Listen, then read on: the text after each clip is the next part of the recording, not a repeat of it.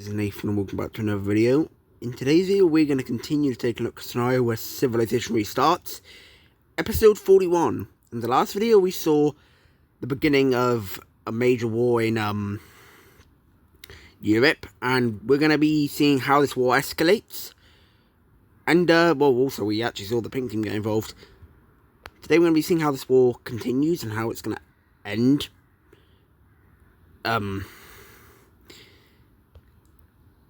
But let's just begin. So where we left off in the last episode, we left off with the green team bombing the pink team's navy, which led to them joining the war. So right now it's France, well, chocolate team and pink team versus the green team and cyan team, or more specifically Algeria and the French team and the Germans and the Italians. Feels real life. Now, the pink team and green team's navy, they're very interesting. I would say the green team's navy's a bit stronger. Maybe not. The pink team's a new country, but they took over a lot of really good land. But to begin with, the chocolate team has finally been able to get a counter-offensive in. So when I'll be pushing back the cyan team out of land that they took, as well as doing this against the green team. These are huge wins, as the green team is now struggling because they have accidentally brought the pink team into the war, and the pink team is now bombarding their navy with their navy. Some countries are going to declare their neutrality, such as the Iberian teams, other than I don't even know, did the Burgundy team join the war? Burgundy team, is that the name? These two will stay out of the war. We have Ireland and Scotland declaring neutrality. We have Finland and the Swedish team declaring neutrality, and even the Lime team is going to declare neutrality. Nobody in Africa is going to declare neutrality because there's not really a point. It's not, the war is escalating in Europe. It's not going to escalate in Africa. I mean, this Europe, this continent is not a lot of tensions here. It's very divided, but it's not a lot of tensions. Whereas Asia and Europe, oh boy, those have a lot of tensions. But at this point in the war, if I didn't say in the last video, the Burgundy team will be joining the war on the side of the chocolate team. These two have been very historic allies. These two have been, like, great allies. I mean, you saw it with the invasion of the blue team. They are great allies. They've worked together in many operations. And they're still working together here as they hope to take down the green team and cyan team for once. Now, the Lion team is kind of keeping their eye on this. The Lion team is, like, they declared neutrality, but they are keeping their eye on it, because the Lion team is like, this could escalate further, and if it does, we don't want that. Because if it could very easily escalate to Russia. So the Lion team is just kind of like the overviewer, like the USA is with Russia and Ukraine war. They're being like an overview, and if anything like starts to ramp up, they're gonna probably try and settle tensions. Same thing goes with Korea. They are also doing this, although it's not on their priority list as, well, the Lion team, because they literally boarded the green team, who's actually at war. Be right back. Anyway, back. So, with the Burgundy team now in the war, the pink team is now having the Burgundy team's navy blow up. Wait, no, what? Oh my god, I don't know what I'm doing. No, they're part of the same team. Right, so, this is a 2v3. The side who is in good favour of winning this war is the chocolate team's alliance. Well, not really alliance, but they have the best chance of winning this war. But, the green team and cyan team can send troops to each other. If the pink team wants to send troops into Burgundy team up to the chocolate team, they need to send their ships through. It's not hard. The Burgundy team's capital is right near a port. It's just a bit annoying, but time to continue this war. The chocolate team is continuing to just destroy the green team. The cyan team is now holding the defensive because they are very close to their capital. I mean, they may not look close, but honestly, if you're that close to a capital, you might want to protect it. But the green team, they're failing. Like, they went up against an opponent who is stronger than them. They knew this, but they didn't expect the cyan team to literally not help. Well, the cyan team is helping them, but the cyan team is trying to protect their capital. But it's at this point in the war where it might not go so well for the green and cyan team, because Poland has just joined the war. If you remember, Poland got invaded by Russia, the cyan team joined the war, took some land, and just left Poland to rot away with Russia. Poland has come back. They were just rebuilding their economy and all that. But they're back to being a stable country, and they want their land back from the cyan team. So Poland, in a surprising area, will not be joining any side. They will be sending their troops in to capture all the land they lost, and they will be successful in this, taking back all the land they lost from the cyan team. At this point, that Poland will send a peace treaty to the cyan team, and the cyan team is like, the cyan team looks at it and goes, sure. Now, it's not really a peace treaty, it's more of a ceasefire. So these two will not be exchanging hands anymore. This was a really well-planned operation by Poland, and it definitely hurt the cyan team. But it's at this point in the war where we see some other people join the green team side. You know, it's kind of going really well for the chocolate team and the pink team. But let's change it up a little bit. Morocco will be joining the side of the green team. This is revenge. Morocco is fueled with revenge here. They send in their entire army and begin to take out a lot of valuable land of the pink team. They cut off a huge area over here and completely seize it. And here we see the army continuing until they stop and set up a defensive front. The pink team is honestly disgusted by this. First, they still have a peace treaty with Morocco, so Morocco just violated that peace treaty. Second, they know this is revenge.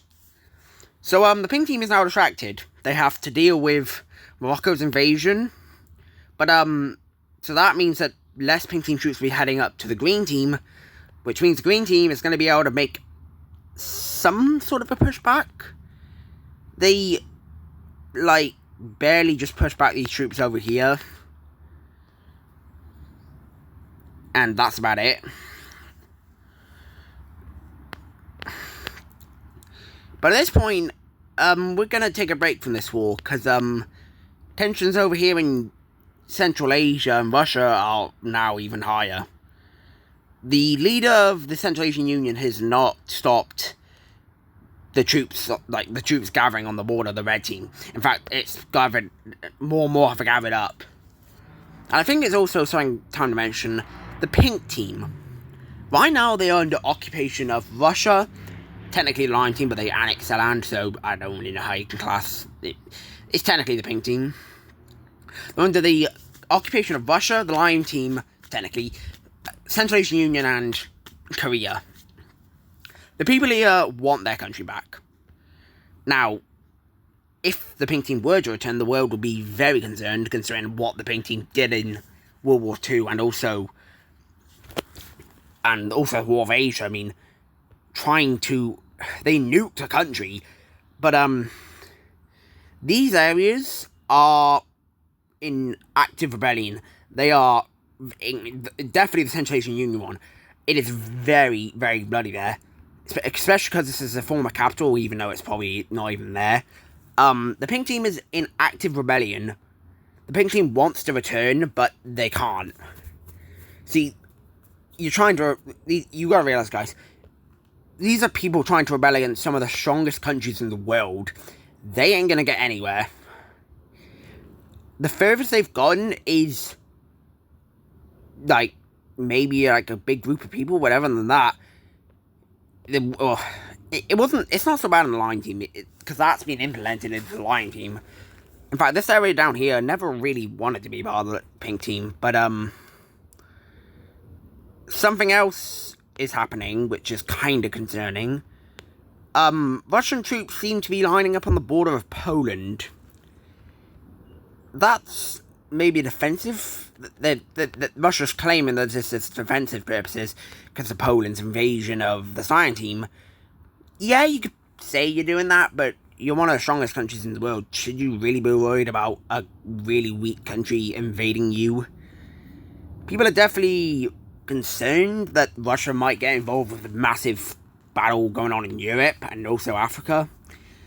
They've said they won't. You can't really trust that. Countries say they won't, like, real life, and they do it. But at this point, the Green Team, they're struggling. This war's been going on for about a year and a half now, and nothing's really moved for like 2 months. Each front line is really heavily guarded. Nobody's making progress until the Pink Team is able to make a really, really, really nasty counter-offensive against the Moroccans.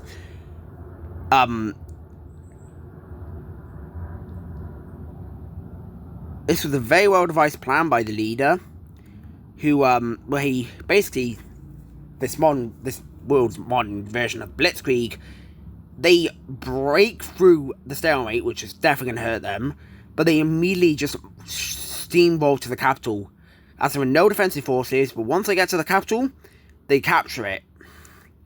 This was done within only 2 weeks. This absolutely just shocks the world. This is a brand new country. How did they just do that? And they reach the ocean, splitting Morocco in half. We see the entire northern area break away from Morocco, joining back with the Pink Team. And Morocco at this point is, they collapse. Morocco will simply just collapse and will fall apart and will completely...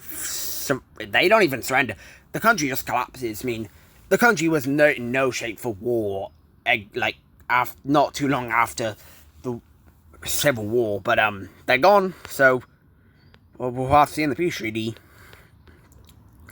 With the Moroccans down, the Pink Team is now going to be completely focused on taking out the Green Team, and this is scary. The Pink Team is able to make a landing in Sardinia as they're able to take over all of Sardinia. Yeah, Green Team, you need to get your stuff together. You are not in negotiating right now. Now the Lion Team is actually starting to do well. They are... Oh, that is not their colour. The Lion Team will now be able to push back the Chocolate Team, but not by much, because I find it funny that these two capitals are right close to each other. So this ain't gonna move. The Chocolate Team's offensive down here has not moved it. They can't move it. It's just not happening. But at this point, something happens which nobody was expecting. No, it's not Russia's invasion of Poland. Nor is it any nuclear bombs going off. Nor is it the Central Asian Union's invasion into the Red Team. The leader of Russia and the Central Asian Union, in the same week, are both executed day after day. Not executed, assassinated. The leader of Russia is assassinated on a Thursday, and the day after, before people even discover that the leader of Russia has been assassinated, he was assassinated in his room. The leader of the Central Asian Union is assassinated when she's going on a trip around the Red Team. Once these both get out, it is total anarchy. The Lion Team and the Koreans are like, oh crap. The entire world is like, okay, that's not good. And once two new leaders are elected in these countries, what would you know? They blame each other. They simply just blame each other for both of them being assassinated. I need to not use executed, because that's a completely different word. But the Central Asian Union, their new leader, he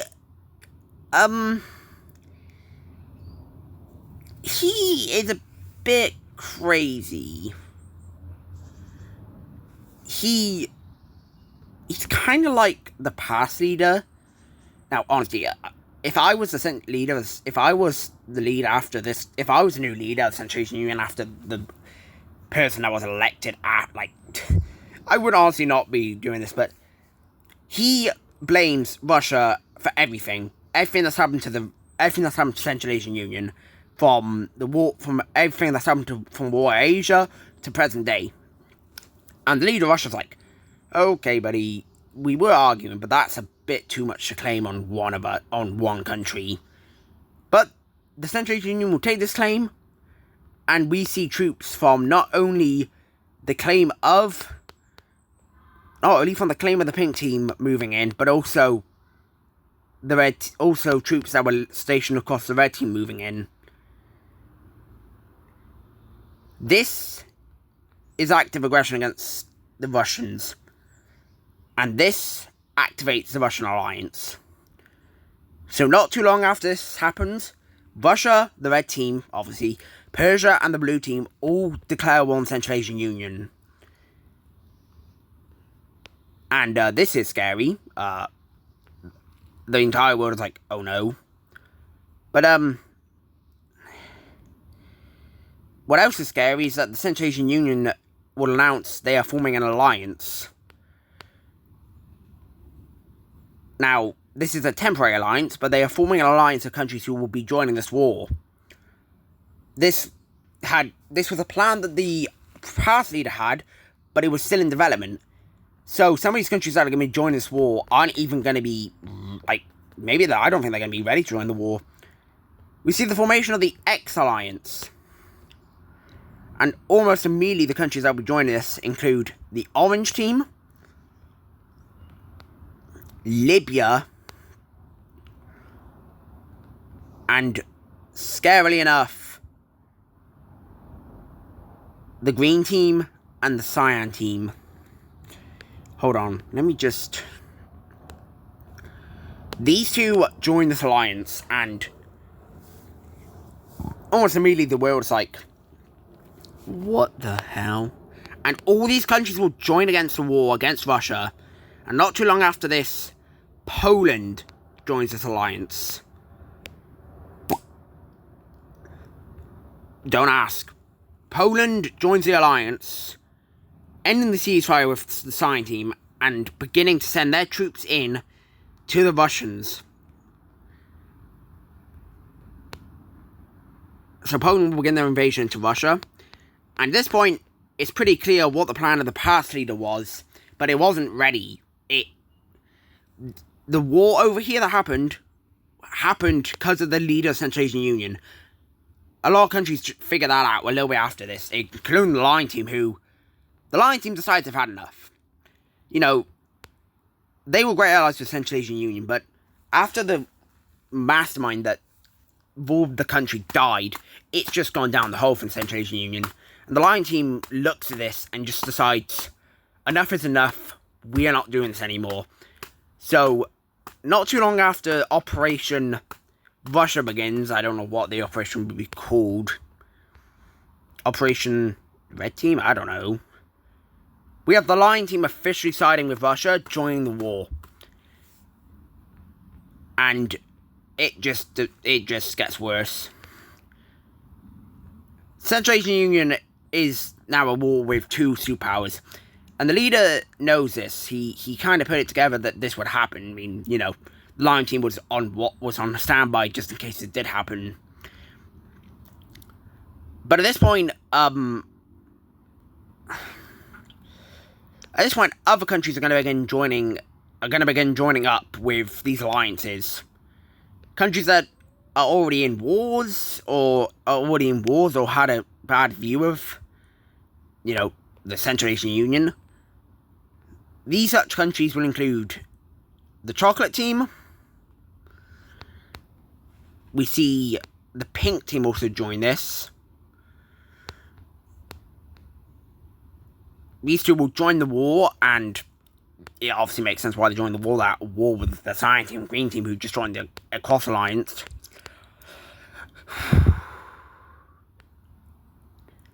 But,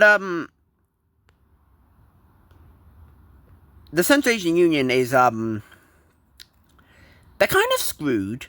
I mean, when you look at the war they're up against, it's not going to go well at all. You know, you got the blue team, Persia, the line team, Russia, chocolate team, pink team. That ain't going to go well. Like, those are some top 10 countries and top 20. Do you really want to fight that? I don't think so. So the Central Asian Union will make a call of help request, and in a very shocking way, Korea answers the help call. The world is shocked. All the neutral countries around the world are just shocked. There is no explanation for this right now. I'll probably explain it after this war.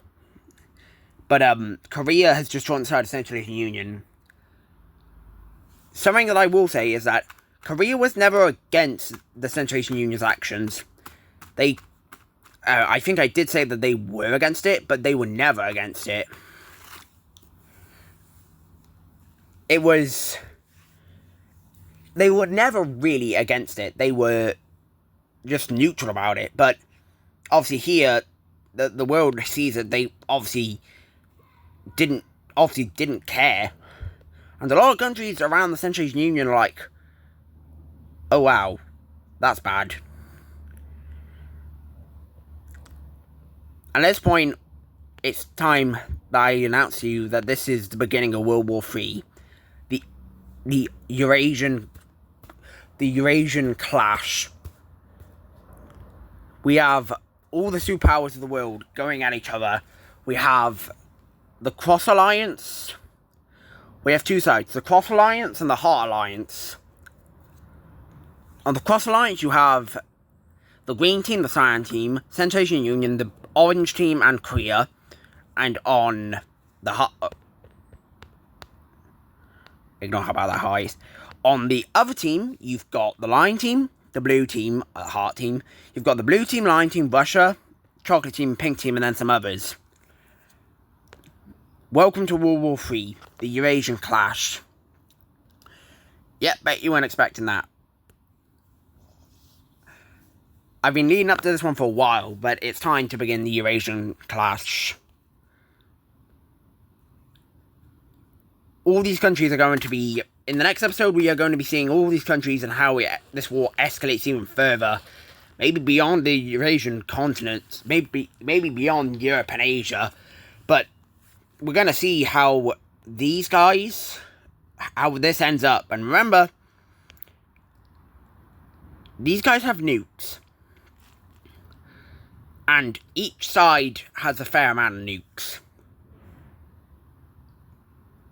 So, I'll definitely explain some lore after this war, but it's time to end this video here. I really hope you enjoyed it, and I'll see you in the next one. Bye.